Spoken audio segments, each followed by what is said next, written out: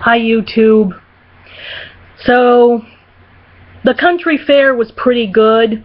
Sorry I didn't talk about it immediately. I just, I had to recover. It was such an exhausting trip when I went there. I'm a pretty introverted person, and something I want to talk to you guys about. Something that happened that I saw at the fair was Dad and me stopped to watch the bungee jumping. Actually, Dad was mostly interested in the bungee jumping.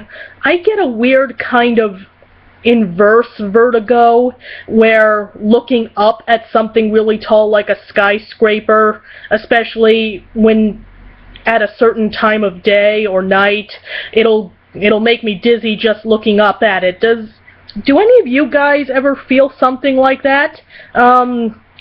If you do and you feel like sharing, tell me in the comments. Anyway, at the bungee jumping thing, the sun was setting and it was pretty late in the day, and there was just this one woman who for the longest time just stood there, and everyone down below and, you know, the person who was running the bungee jumping thing, everyone was encouraging her to jump. And I looked up at her from time to time, and she just stood still, completely frozen like a deer in headlights.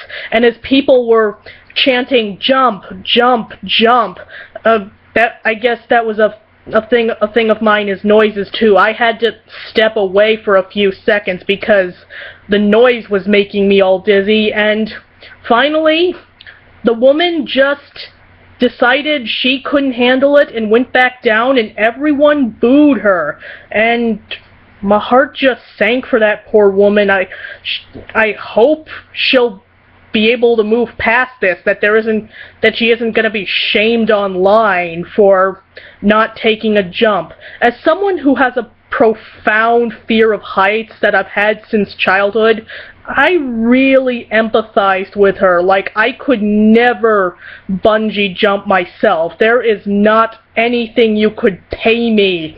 I mean, you'd have to put a knife to my neck to make me bungee jump.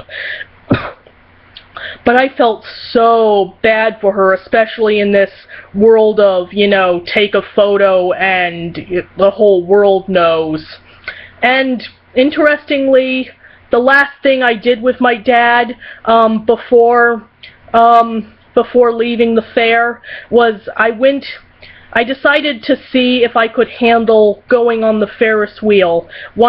Many years ago, I kind of had, not a panic attack, but I just put my head between my legs and couldn't handle going up. I wondered, maybe at night with all the pretty lights and, you know, the sun not blaring in my eyes, I'm a little sensitive to sunlight, maybe I'll be able to enjoy the view. Yeah, I marginally handled it. I really hated the first part where, you know, in the first cycle it continually stops so you can take a good look around. I think the biggest problem I had was it was an open car. I could feel the wind in the air blowing in my face, and it just gave me this weird feeling that my head would float off my neck like a balloon into the ether. Even though I know it's impossible, I still get that feeling. I had a similar feeling many years when we went to the San Diego Wild Animal Park. We headed up Condor Ridge, and I had to stop at some point and go back down the hill because I was feeling this feeling of I was going to float away into the ether. And at the secondary phases where there was not starting and stopping and just continuous motion, I got to look out of the corner of my eye to see the carnival lights below. So, you know, I tested myself to see if I could handle it, and it was better than last time. Maybe I just need to go to Tokyo, where I think the world's biggest Ferris wheel has completely enclosed gondolas or whatever they're called, because like on I can handle being on an airplane where, you know, I'm perfectly climate controlled and comfortable and, you know, not feeling like I'm suspended in air. But yeah, that's just my 2 cents for right now. Bye.